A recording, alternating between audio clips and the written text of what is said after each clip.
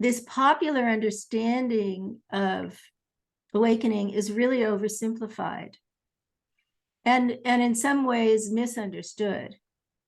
So there are stages of human development, which we know from developmental psychology. There are stages that every human being goes through. And then beyond the ego, there are stages of spiritual development that fewer people go through. And each of these stages can be identified as an awakening.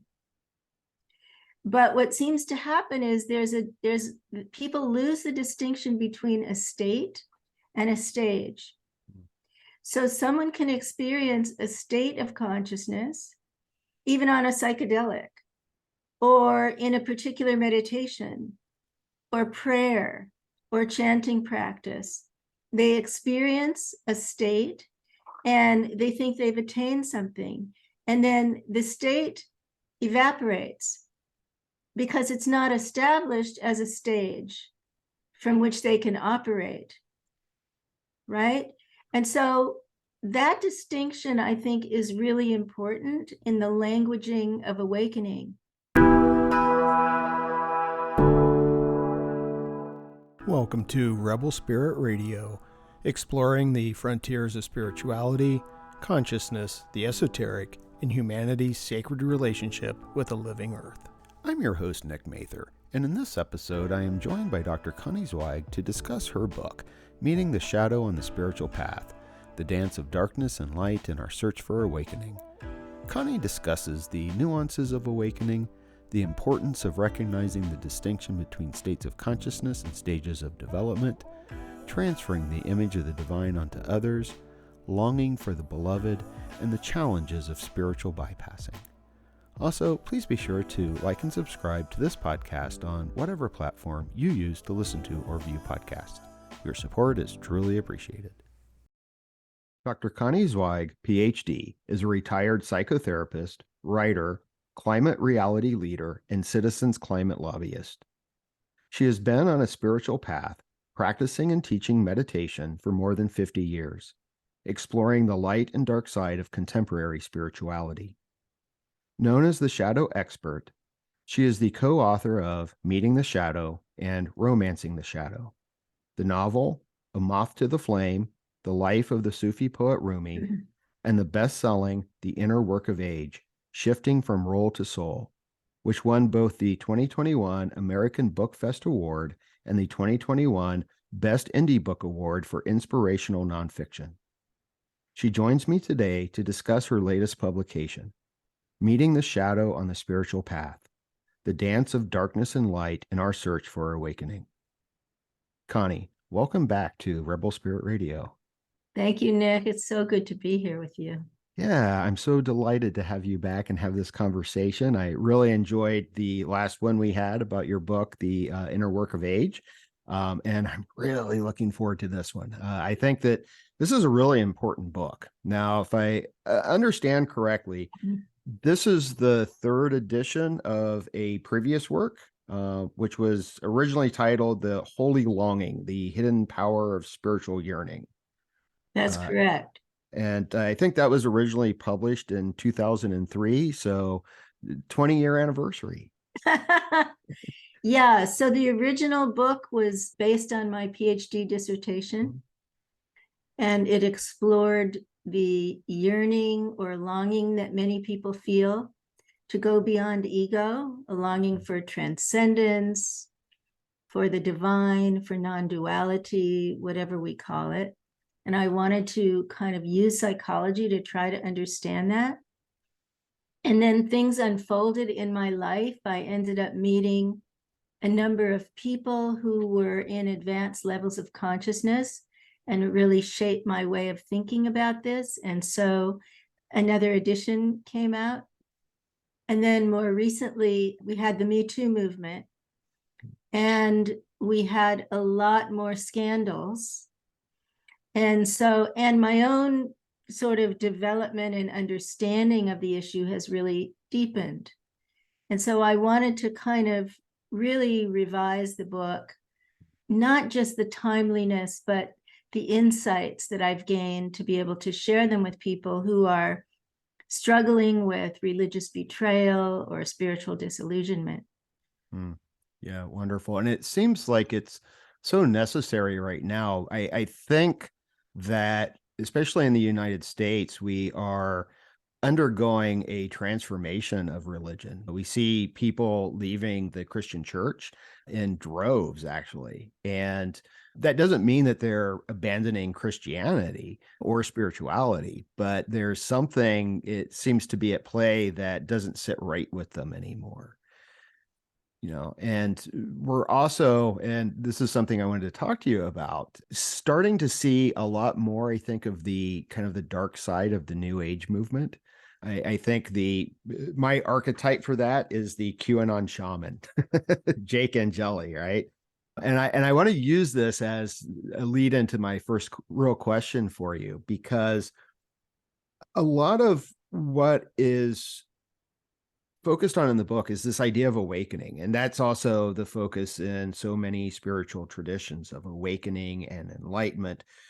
And in a lot of the discourse that I've seen online in particular, I usually see awakening or enlightenment associated with knowledge.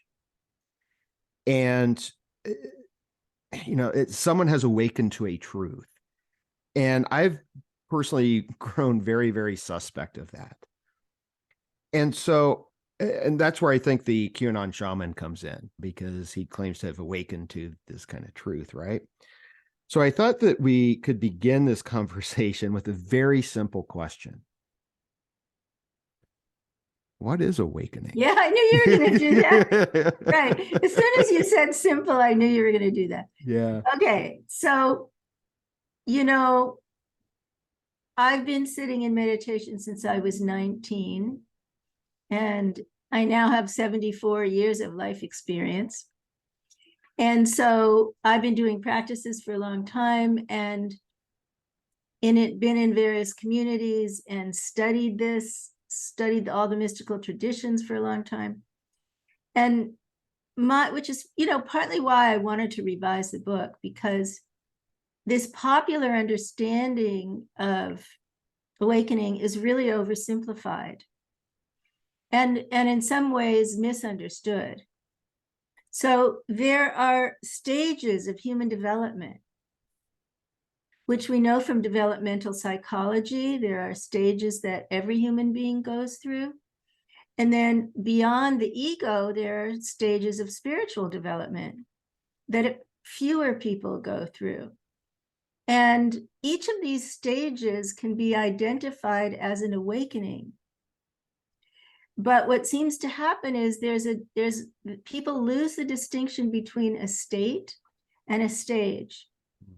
So someone can experience a state of consciousness, even on a psychedelic, or in a particular meditation, or prayer, or chanting practice. They experience a state and they think they've attained something.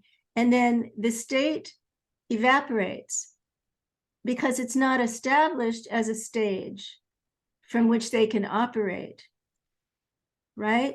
And so that distinction, I think, is really important in the languaging of awakening. So there's a wonderful book I read many decades ago called Coming Home by Lex Hickson. And he talks about how the root experience of transcendence is the foundation for all the religious traditions. That each founder of a tradition experienced a transcendence of the small self, of the ego. And that was transmitted, and then it was distorted by the followers of each generation, right? So today, the same thing is happening. We have a lot of people having profound spiritual experience who have different languages and frameworks for it. So there's a kind of a Tower of Babel in this arena. And so then some part of them grabs onto that state experience and says, well, that's me, that's who I am now, and I'm ready to teach. And so there are all these people out there who are teaching, having had just this single experience and not necessarily establishing a higher level of consciousness. So, depending on your tradition, these higher levels of consciousness are described mostly the same, but with some distinctions. And so I would say that awakening is this process of going through these stages in which we ultimately realize a kind of oneness, a kind of unity with all living things. And I don't know if you've listened to Bat Gap, Buddha at the Gas Pump, but the moderator of that podcast has like 700 interviews now of people who think they're waking up. And they all describe very different things, very different qualities and traits and states. So, and yet there's some commonalities in their descriptions when you listen to enough of them. So, what I wanted to do in this book was kind of help people understand some of the nuances about awakening. Ken Wilber's integral teachings have been really helpful to me and useful about this. For example, many of us, when we started out on the path, thought that awakening would be generalized and it would kind of contaminate all aspects of who we are. But Wilber has discovered that our lines of development are actually separate. So someone can be awake on a spiritual line of development or advance spiritually, but morally or emotionally be very undeveloped. And that's one of the reasons why we see people acting out their shadows who we believe to be enlightened. Someone can be very highly emotionally developed and related and skillful at communication, but be cognitively undeveloped or spiritually undeveloped. And that is a reframing on what awakening is, because it doesn't necessarily mean everything happens at once. Like you said, we perceive a truth. Well, the ultimate truth that we would perceive with awakening would be the unity of all life. But that's not a truth with content. That's not a concept. That's not well, it is a concept for most people, but it's a direct perception for awakening. It's not a truth as in a belief. It's an experience. So I think there are a lot of these nuances that kind of get lost in the larger world of in the spiritual arena. And each teacher has a language, a vernacular, and a lineage often that sees this differently. Yeah, I really like the idea of making the distinction between a state and a stage, because so many people think that if they have this enlightened or awakened experience, that's it, they're done. But as you note, I love this line that you had in the book: one may be awake at some level and still be a sociopath. Yes. Yeah. So that's a very disturbing idea to a lot of people, because a personality disorder like sociopathy or narcissism doesn't necessarily get healed or transformed by a spiritual awakening. And that helps us to understand how some teachers can be so abusive. They don't have empathy, or they're self-centered. They don't have much moral development. And so they continue to kind of get their own needs met from their students, even as they're transmitting Shakti or knowledge, right? And that can be very disturbing to people who experience it directly. Yeah, it's got to be quite confusing for the people who experience it as well, especially since they see this person as an enlightened, awakened being, and yet then experience all of this negativity.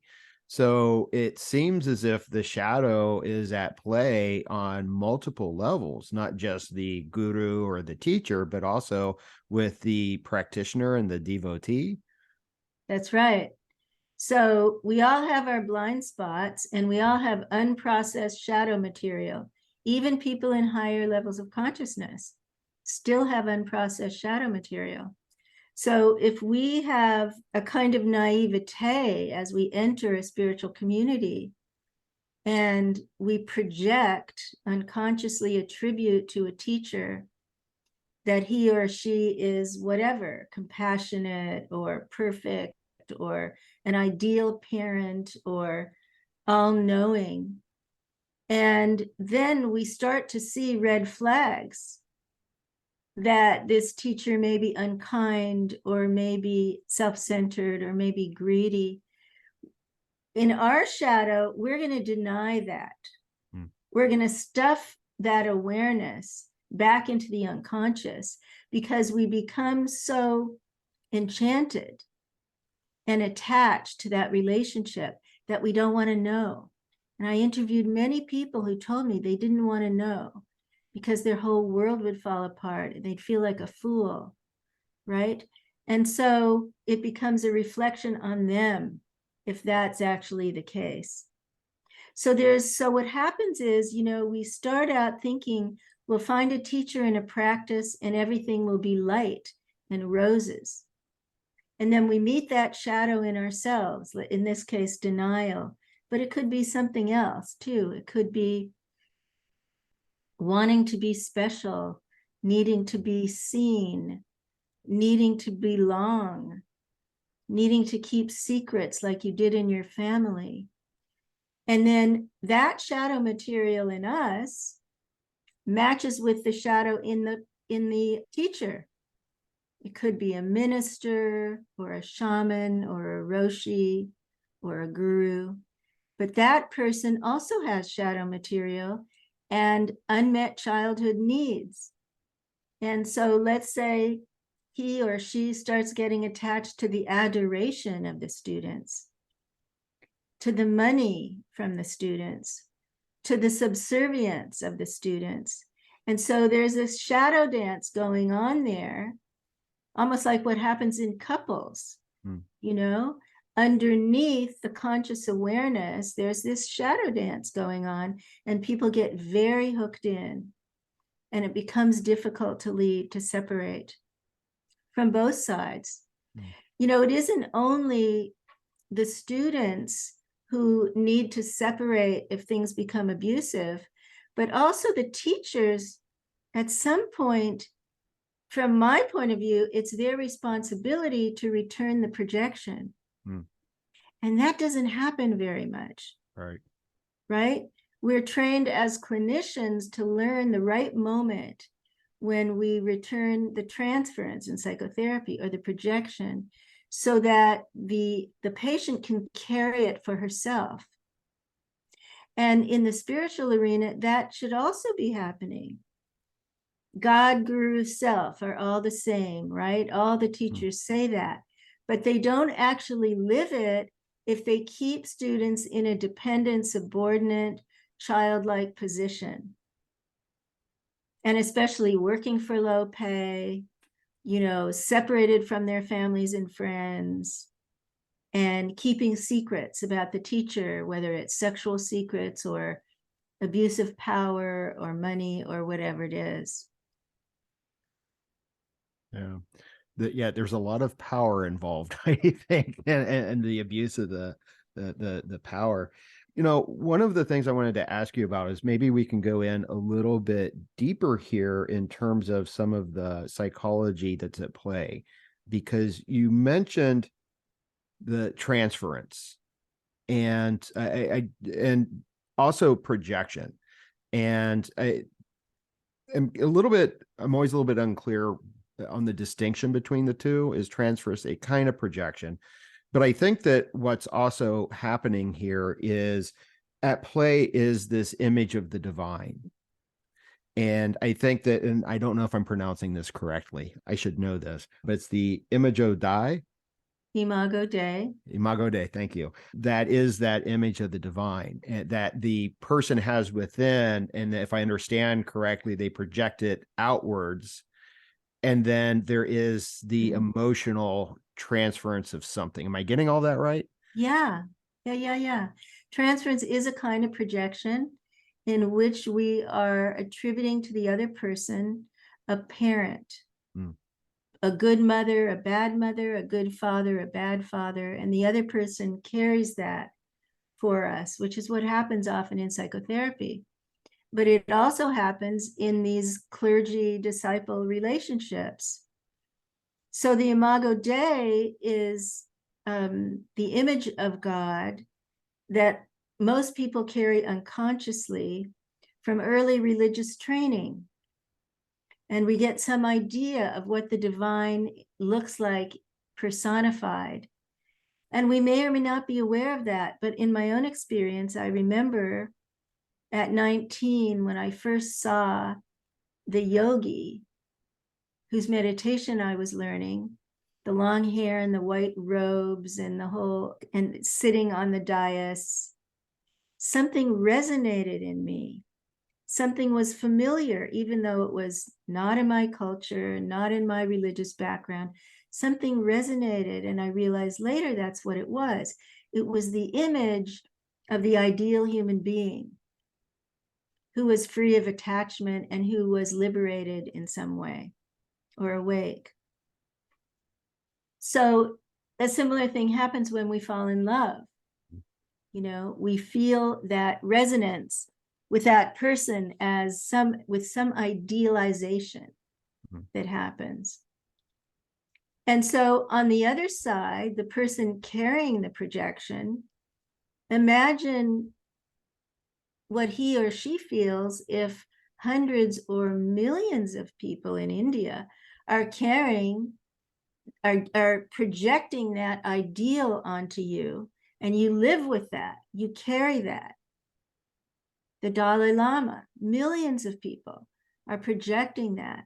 And so there's this, dance that's happening with the projection, in some cases, transference, the sending of the arrow and the receiving of the arrow.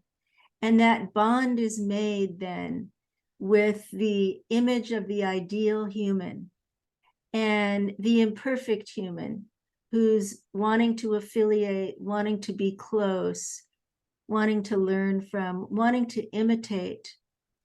I don't know if you've ever noticed, but in a lot of spiritual communities, people imitate their teachers, how they talk, how they walk, how they eat, right? Yeah. So there's that sense of wanting to take it in the teacher in order to become like that. And most of this is unconscious that's going on. Most of it is not a conscious process of, well, now I see my human ideal and I'm going to become like him, right? Right. Yeah, it's the imitation of Christ. That's exactly what I understand it as. Exactly. Yeah, and that longing as well. I know that that's part of the Hindu tradition with bhakti, but also in Christian mysticism. There's that sort of I always know them as the love mystics, and in Sufism as well. Yeah, that's right. Yeah.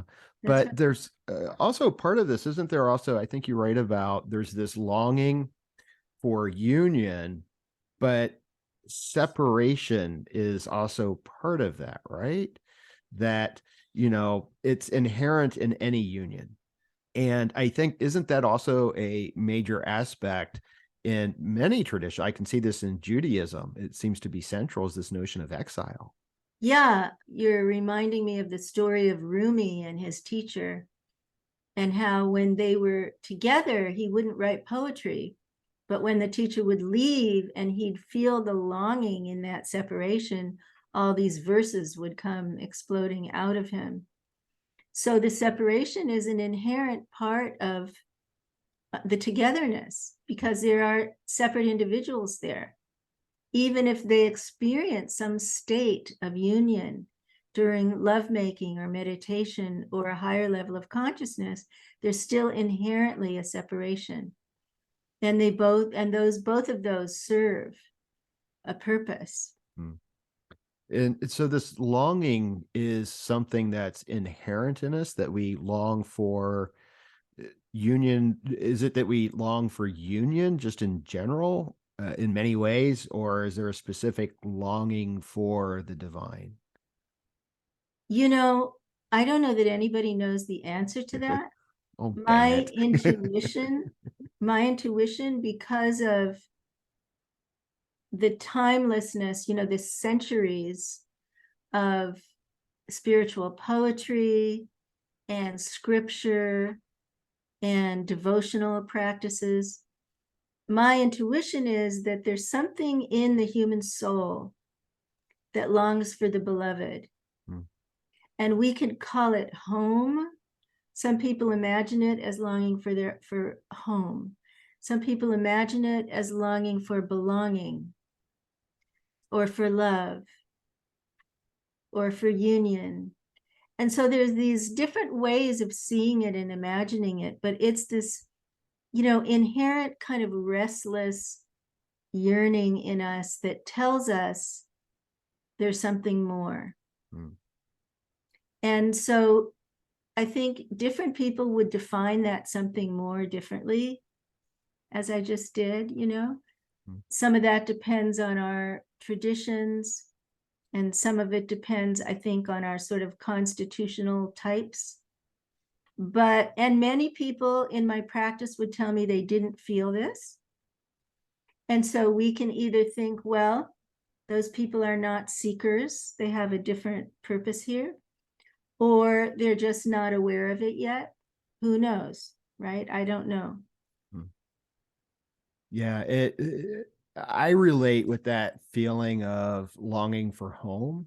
I felt that for a long time in regards to Colorado. There's something about the Rockies that I keep saying that's where my soul lives. And I've always said that I've been in exile for a very long time. But as I was reading your book and just listening to what you were saying, it also seems to me that there's a correlation maybe with some psychological issues. Like, for example, I was thinking about depression, because sometimes in depression, there seems to be a deep longing. There's a feeling of isolation and a feeling of longing. And it made me kind of wonder the connection between, in many ways, psychology and spirituality.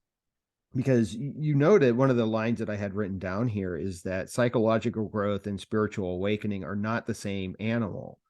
And I am just kind of curious about this connection between psychology and spirituality. And I understand that this is a loaded question because the root of psychology is psyche, which is soul.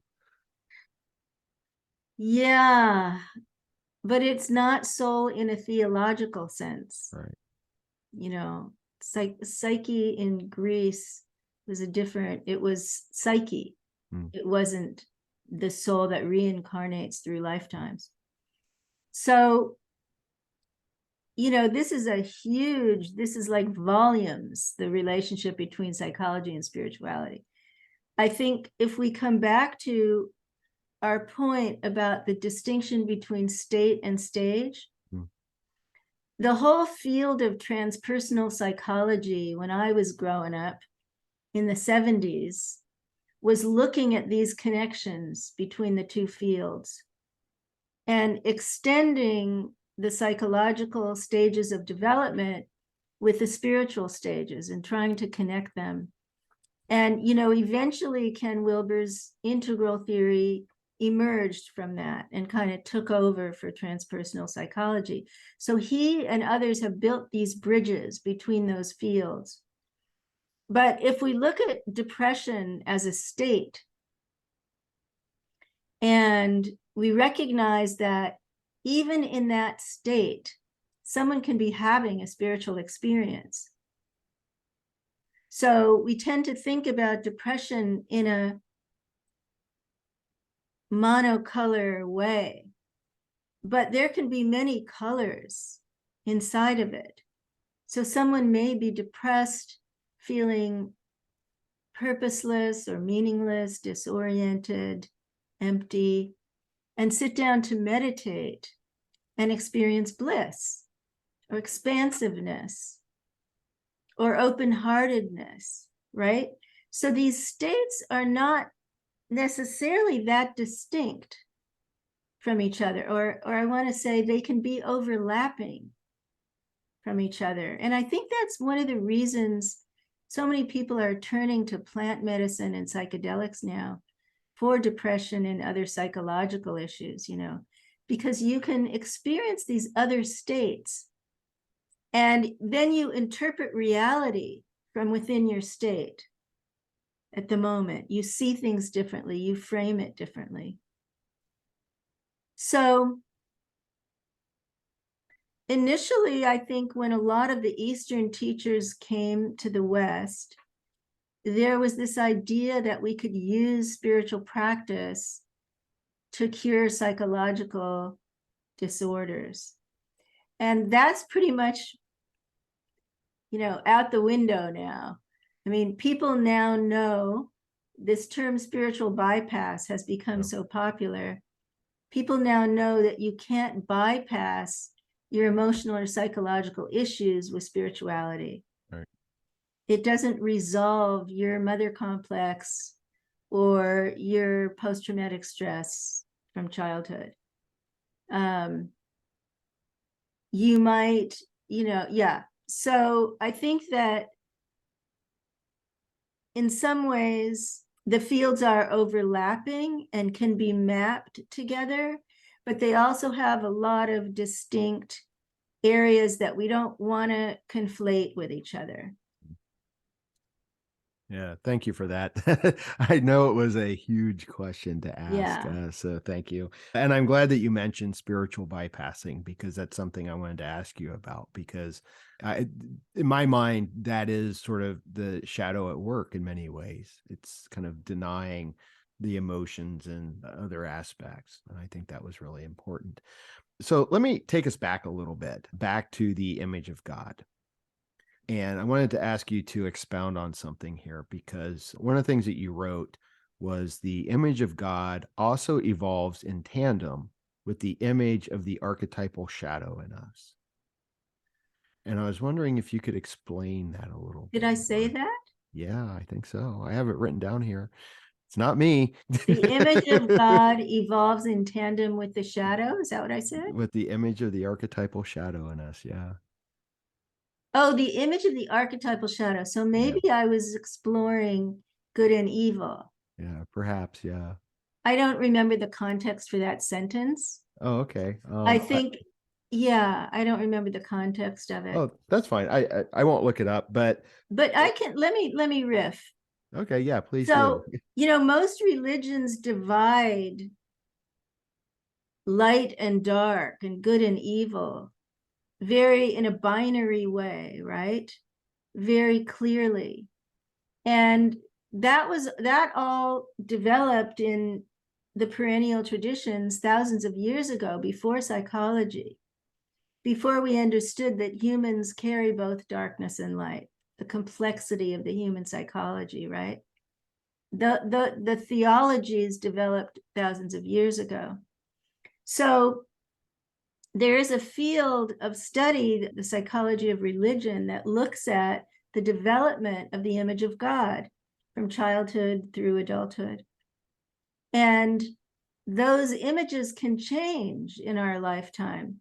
We may grow up with an image of a king in a cloud, and then, we're adolescents and we're rebelling, and we may have an image of a revolutionary as kind of the peak of development. And then we move into adulthood and we may have an image of, I don't know, a goddess, let's say. And that image can change over a lifetime. But there are layers in the psyche. I'll give you an example. I was working with a man who was doing Buddhist meditation, but he was struggling with a lot of guilt and shame. And these meditation practices weren't really helping him with that. And he said he believes in Buddhism. He's a practicing Buddhist. He's a believer. And then I asked him what religion he grew up with, and it was Catholicism. And as we explored, we found that he had this image of this wrathful, punitive, Pope-like figure in his psyche that was shaming him every time he had a sexual thought. He wasn't aware that that was happening. And he was identifying as a Buddhist, so he wouldn't have had that kind of theological image consciously. But it was in there because of his early childhood exposure to it. So, one of my suggestions to older adults who are in the process of life completion and looking at completing spiritual unfinished business is to really see if you can excavate these images of God and uncover what might be coloring your life, your faith, your feelings about death, what might be shaping you that you're not aware of. So there's this connection between your image of God and your image of the devil or darkness or the shadow or evil, whatever we want to call it. There's that connection that you were talking about. Yeah. What I was thinking about was along those lines. I think I was thinking in terms of like Jung and the answer to Job, and that the image of God at some point has to incorporate the shadow somehow. It seems. Yeah, the dark side of God, he called it. Yeah. Yeah. So that's part of what happens when we meet the shadow of a spiritual teacher who seems godlike to us in our innocence. And then who becomes this, much fuller human being when we see the flaws and the failures and the hypocritical behavior or the abusive behavior.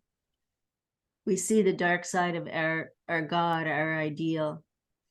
And, that's a critical moment in a person's life when you see that, like it was for Jung. It's a critical moment if you let yourself see it, if you don't, rush into denial, but you actually allow yourself to see it. And I think the response is very individual. Some people suffer a lot of PTSD from these experiences, have a very hard time, feel betrayed and traumatized, and have to leave the community. Other people don't want to leave, don't want to separate, and they try to change the behavior and change the community. And I tell stories in the book about some communities who've been able to do that, whose teachers have fallen from the pedestal and they're able to redesign things, systems. But it's a crucial moment in the journey, I think, we could say, in the hero's journey. It's a moment of descent when we meet that shadow of an idealized person and we recognize their humanity. And whatever else they're providing, their wisdom and their compassion and their knowledge, whatever else they're giving, it doesn't take that away. But it shows us that they're human and they're complicated and they have darkness just like everybody else. Chapter 5 is about all the anecdotes about the teachers, the scandals of the teachers. And it was difficult for me to do that research and write those stories. It was really difficult.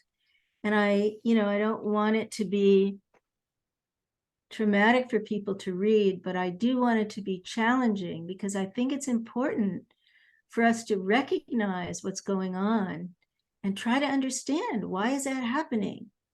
Why are so many teachers sexually assaulting their students now? Or coercing them to give all their money away? Or shaming and verbally abusing them? Why is this happening? And to come back to your original question, what does that say about awakening? It's easy to dismiss it and say, well, if they're doing that, they're not awake. I mean, that's the easy answer, right?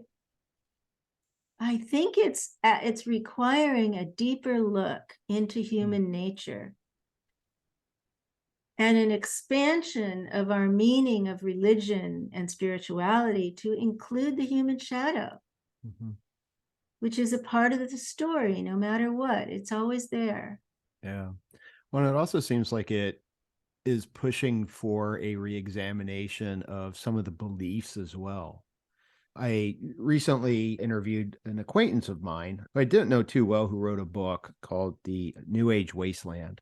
His name's Darren Durda, and he had a very similar chapter where he was just going through, one example after another, after another, after another of abuse and scandal and whatnot. And you touch upon this a little bit, I think, in the beliefs, in the sense that there is, I think, a shadow, and I'll use a New Age belief here as the example of always thinking positive.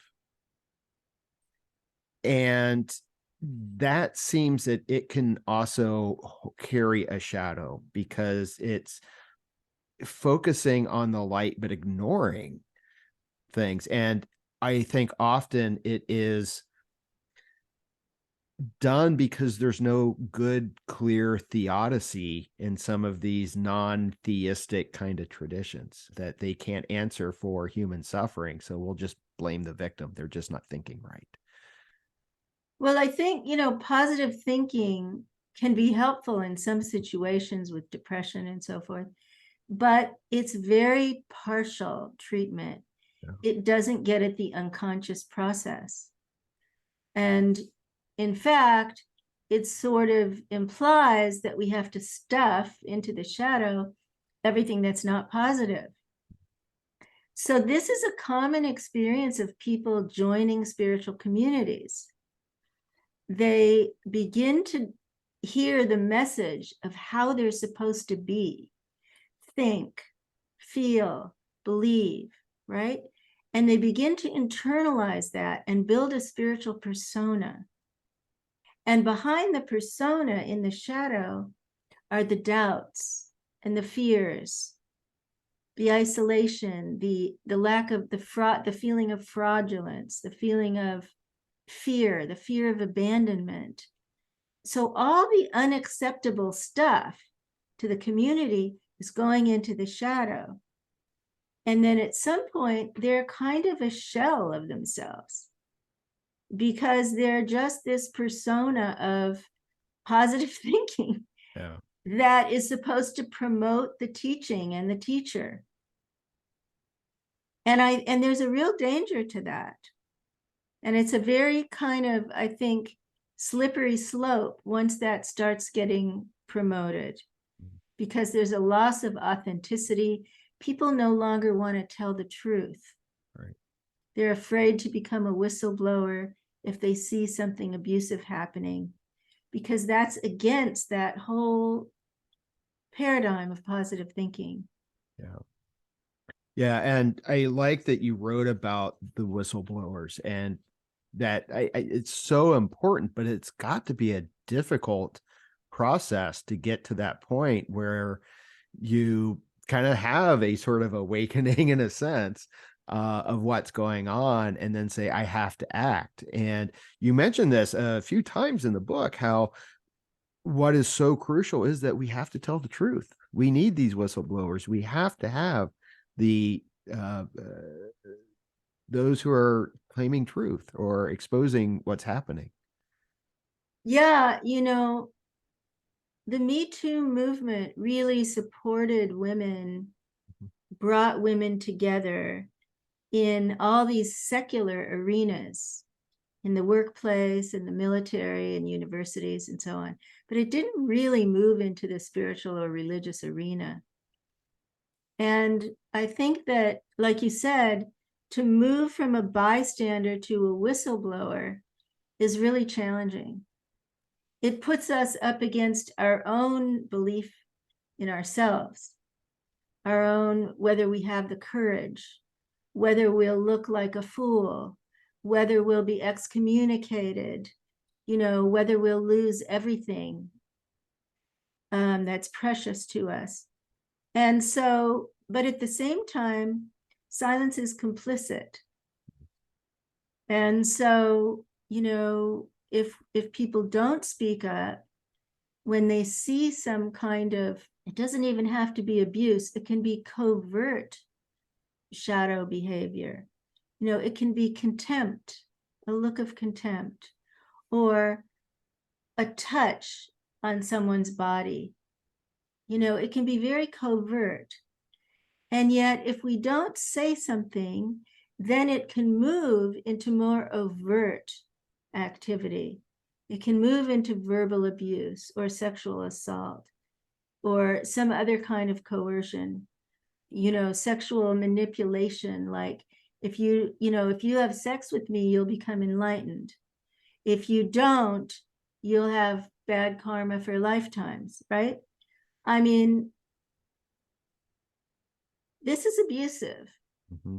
And I think that when people know about that and deny it or dismiss it, they become complicit. Mm. So, and there's a lot of what I call spiritual rationalization. So they use the philosophy in order to defend the behavior. Well, he's enlightened, so he's doing it for their own good, or he's going to raise their kundalini with sex, right? Or whatever the rationalization. So it's very tricky stuff. Yeah. It's not easy, right and wrong. It's very tricky stuff. Right. Now that spiritual rationalization, is that along the lines of the crazy wisdom where it's That's being part of it. justified? Yeah. That can be part of it. So there are these lineages that justify bad behavior by saying it's crazy wisdom, meaning that it will shake you out of your attachments and out of your worldview, and it will wake you up to another reality. And, like Chogyam Trungpa Rinpoche and Rajneesh use that to explain their behavior. There are scholars who actually have looked at the history and say there's no such thing as crazy wisdom, Right. trying to trace it back to China and, traditions in Asia.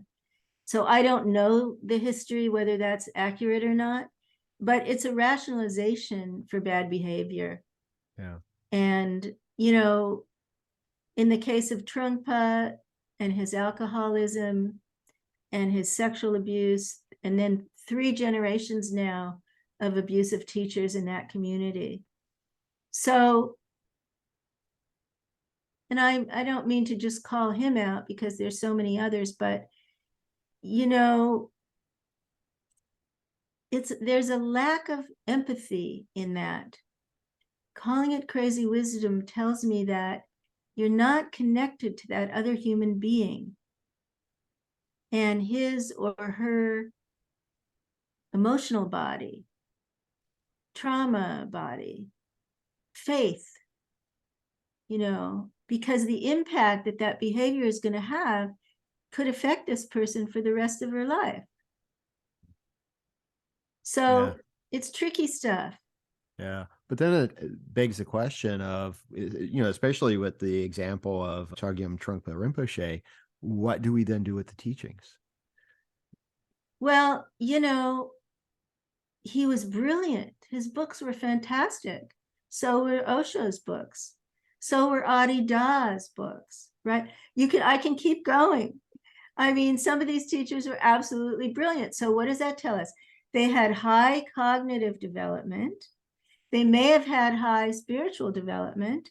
They didn't have high emotional and moral development. They just didn't. And so what do we do with the teachings? Well, there is an organization now called the Religion and Sexual Abuse Project, a group of scholars that's looking at abuse in Buddhist communities and trying to kind of respond to these questions and address that and see where to go from here. Apparently the Dalai Lama knew all this was happening, as well as with Sogyal Rinpoche, a whole bunch of other Tibetan Buddhist teachers, and he didn't do anything about it. So I think that's because he didn't want to lose the teachings and the institutions that support the teachings of Tibetan Buddhism. So these are difficult choices. Yeah. And, I think that there are ways. I interview people in the book who talk about ways to kind of redefine the teacher-student relationship, change the vows, because people have to take a vow never to question a teacher, never to doubt. I mean, maybe that is no longer appropriate in the 21st century. So there are ways to kind of rethink these things without losing everything. Yeah. But it seems like that would be so difficult because often it's going to go against very long-standing tradition. That's right. Yeah. Yeah. Yeah. I remember because one of the examples you gave in the book was the Satya Sai Baba. And I became a little obsessed with Sai Baba around 2001, the first time I was in Nepal, because they had pictures of him everywhere. And then I began in my research and I did a graduate level paper on him and found out that he was molesting young boys. And I remember a very common idea that came up was from his community and from, in India, this idea, they're like, well, but this is something that our gurus do. And it's just part of the tradition. Yeah. It's just part of the tradition. Yeah. And some of them were molested in monasteries, Yeah. as children. I remember when, I don't know if you've heard of Vishwananda, it's a more contemporary teacher. And a very, very close friend of mine got involved with him. And she was really getting high. She was having amazing experiences with him. And then it came out that he was molesting boys, male disciples. And she was in this total quandary of what to do.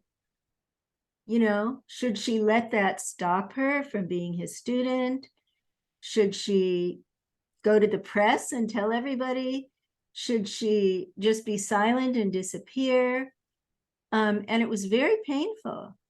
I mean, these are not easy choices to make. Right. It was very painful for her.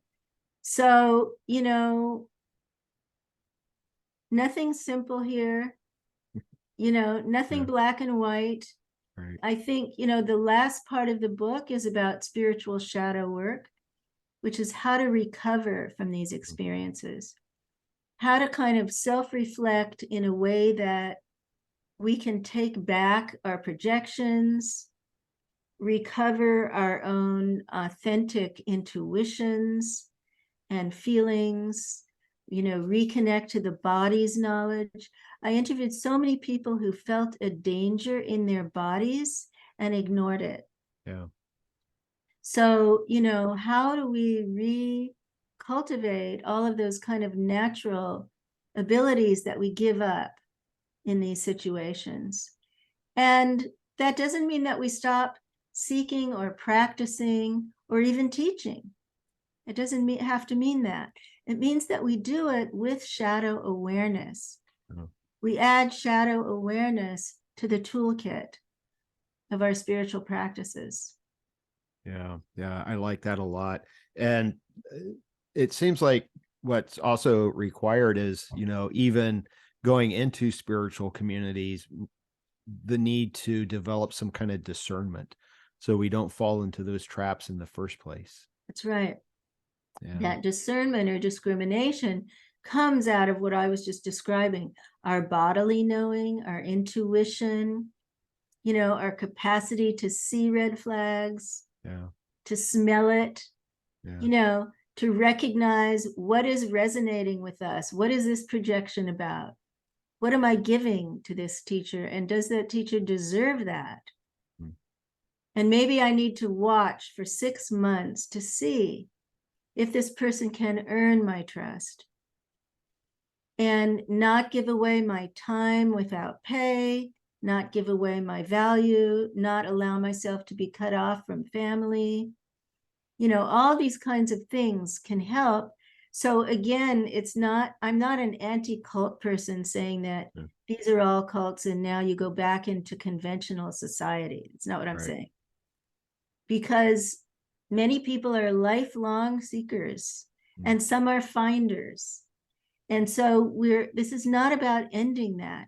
It's about doing it with a deeper awareness of the risks around the shadow. Yeah.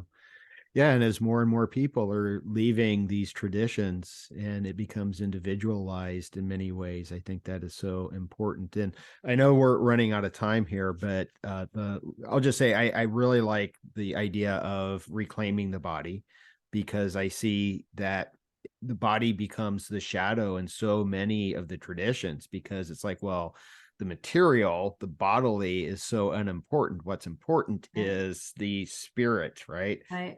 And one of the things that came to my mind as you were speaking is, with this spiritual journey and these ideas of enlightenment, is this idea that, yeah, but we always have to go back down.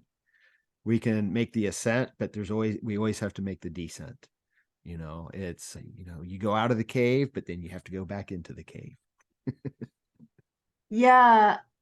I don't know. The ascent descent thing doesn't quite, it's No? a spiral, Oh, okay. I like right? that. Yeah. It's Yeah. a spiral, right? Okay. We have an experience of a spiritual state, and it doesn't last. And we reconnect with psychology and embodiment, and we practice, and we have another spiritual state, and we may not go back to the same place. We may not land in the same developmental stage, right? We continue to evolve. Okay. So if we do the work, we continue to evolve. So I wanted to take a moment and invite our listeners. I'm going to be organizing groups to do spiritual shadow work. They're free, they're online, they're leaderless groups, and you'll go through the book together and do the practices together in community. If that interests you, you can shoot me an email, Connie Zweig, Zweig, @gmail.com, and put spiritual shadow work in the subject line for me. Please don't send me a long story because I get too much email. But let me know your time zone, and I'll connect you with other people for these groups. Wonderful. Wonderful. Thank you for that. So I know we're at the end of the time. So you've got the shadow work groups. What else do you have on your plate? Well, people can go to conniezweig.com and see all the workshops I'm doing. They can see videos of the inner work of age and also meeting the shadow, and connect with me in all kinds of ways. Okay, well, wonderful. Well, Connie, again, thank you so much for your time and all the wisdom that you bring to the table. I am so grateful for the work that you do. This was a great interview. Thank you, Nick. Okay, well, thank you. Really enjoyed it. Yes, me too. Me too. And that's a wrap on episode 93 of Rebel Spirit Radio. Thank you so much for listening or watching if you're part of my YouTube audience or view this on Spotify. If you like what I do here on Rebel Spirit Radio and would like to support my work, and please support my work, please consider becoming a patron. You can find a link for the Patreon in the show notes or video description. And of course, if you'd prefer to make a one-time donation, you can still do so via PayPal. I will be tremendously grateful for any support that you can provide. Another way that you can help with the podcast is to share it with friends, family, coworkers, anyone that you think will enjoy it. And please share it on social media too. Help me grow my audience. That really is one of the best ways that you can help and support the podcast. So one more time, if you feel moved by the rebel spirit, and I sure hope that you do, then please, by all means, help me share the good news. Also, if you enjoyed this podcast, please make sure to give it a positive rating on whatever platform you use to listen to or view podcasts. And please subscribe. For those viewing on YouTube, please give this video a thumbs up and be sure to subscribe to the YouTube channel. Make sure you hit that notification bell so you'll be informed when I upload new content. I'm Nick Mather, and you've been listening to or watching Rebel Spirit Radio. Until next time, may you be in peace, may you flourish in all possible ways, and may you continue to nurture your rebel spirit.